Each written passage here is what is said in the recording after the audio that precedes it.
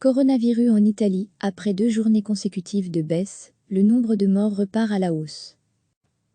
Le bilan des morts en Italie est reparti lundi à la hausse, avec 636 décès supplémentaires en 24 heures, après 2 journées consécutives de baisse, a annoncé la protection civile. L'Italie, pays le plus durement touché par l'épidémie de Covid-19, avec un total de 16 523 morts pour plus de 132 000 cas, avait commencé à espérer une accalmie après avoir enregistré des baisses significatives samedi et dimanche, par rapport aux 766 décès de vendredi. Dimanche, le pays avait annoncé 525 décès supplémentaires. Au total, depuis l'apparition de l'épidémie dans la péninsule le 21 février, l'Italie a recensé 16 523 décès, le plus lourd bilan officiel au monde. Le nombre de cas confirmés a augmenté en 24 heures de 3 599, le plus faible décompte quotidien depuis le 17 mars, pour atteindre un total de 132 547 cas.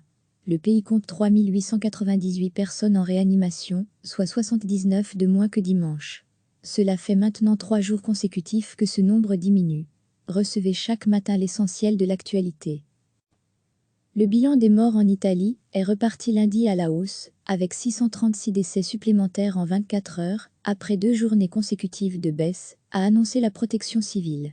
L'Italie, pays le plus durement touché par l'épidémie de Covid-19, avec un total de 16 523 morts pour plus de 132 000 cas, avait commencé à espérer une accalmie après avoir enregistré des baisses significatives samedi et dimanche, par rapport aux 766 décès de vendredi.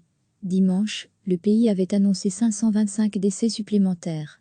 Au total, depuis l'apparition de l'épidémie dans la péninsule le 21 février, l'Italie a recensé 16 523 décès, le plus lourd bilan officiel au monde. Le nombre de cas confirmés a augmenté en 24 heures de 3 599, le plus faible décompte quotidien depuis le 17 mars, pour atteindre un total de 132 547 cas.